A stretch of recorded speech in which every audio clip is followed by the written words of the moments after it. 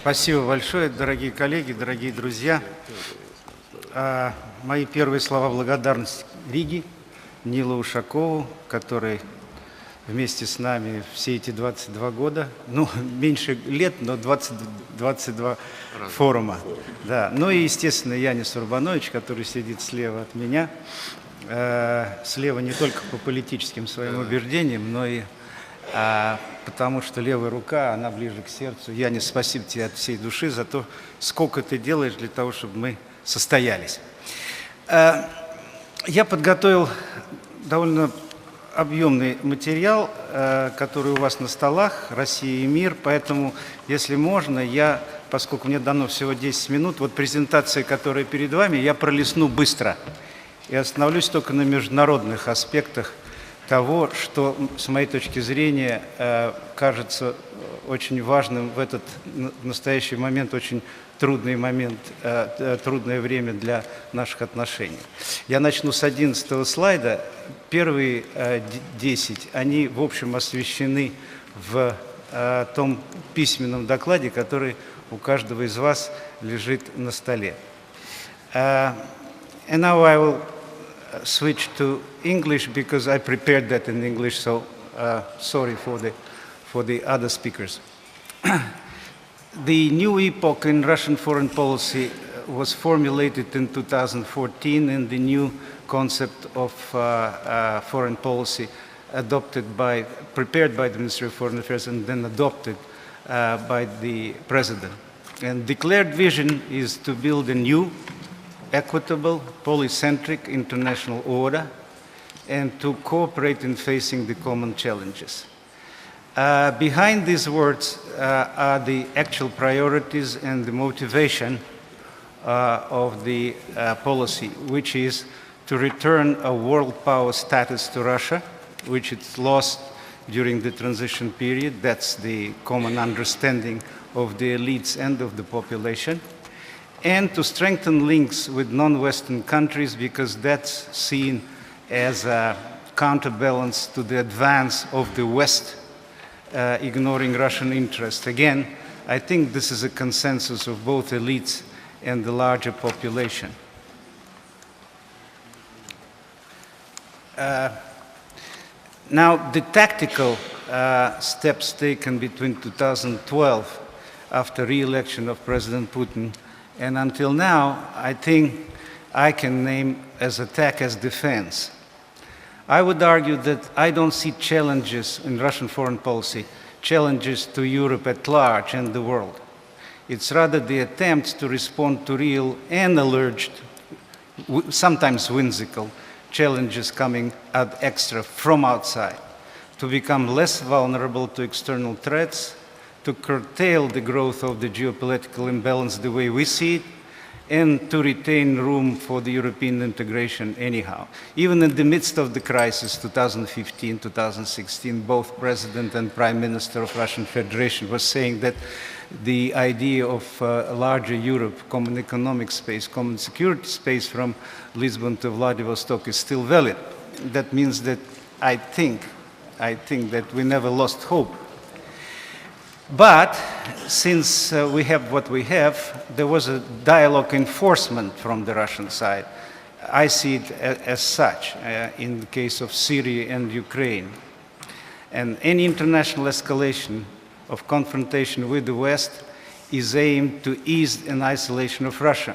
Sometimes not so adroitly, and sometimes awkwardly, and sometimes maladroitly, but I would argue that the Syrian case was the dialogue enforcement measure, which in some ways failed at the beginning, but now I think we have a chance of reconsidering it as a failure. In any case, I would argue that the resources of Russian Federation are insufficient, not only for the open military confrontation, which could be, as Ambassador Metlick said, fatal for the world and for us, but also for massive and continuous arms race, and we had it in our history. Massive and continuous arms race present an existential threat to Russian Federation from my point of view.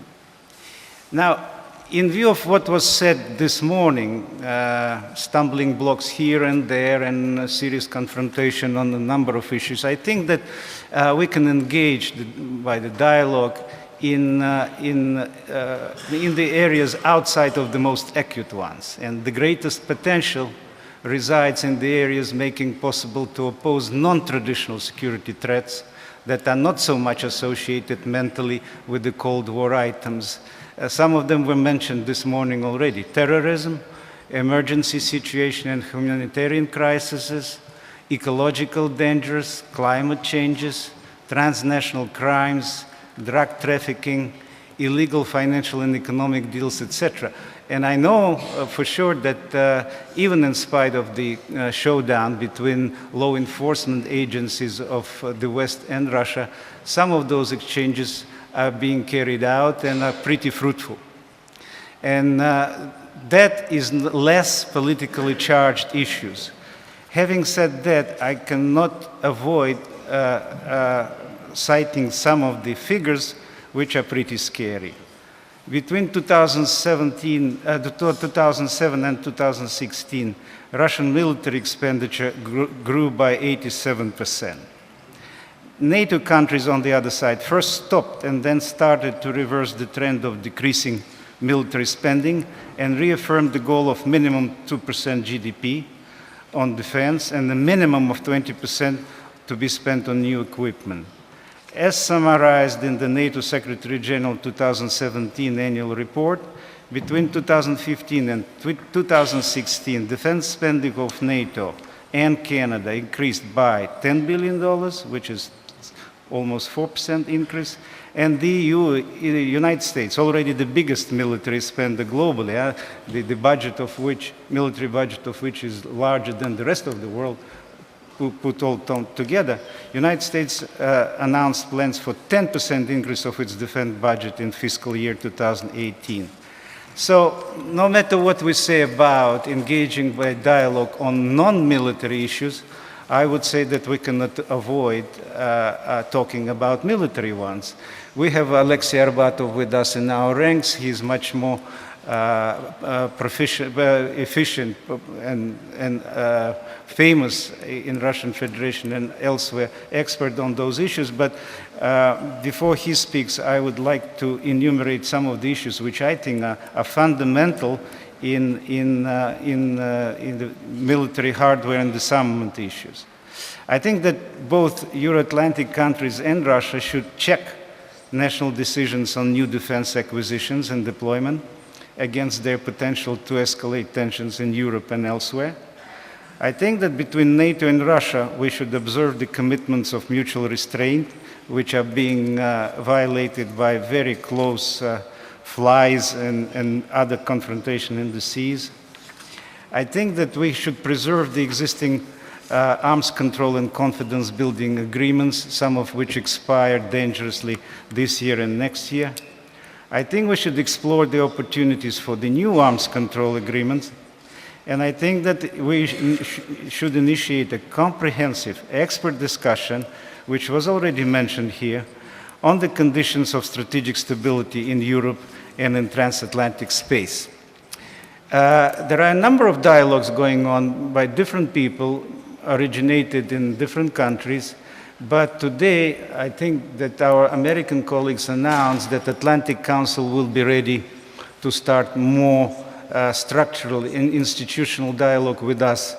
I think that on the Russian side, people from the most reputable institutions are present. They will speak for themselves, but I think that if this is the proposal which were advanced by the Atlantic Council, I think that Russians can match it.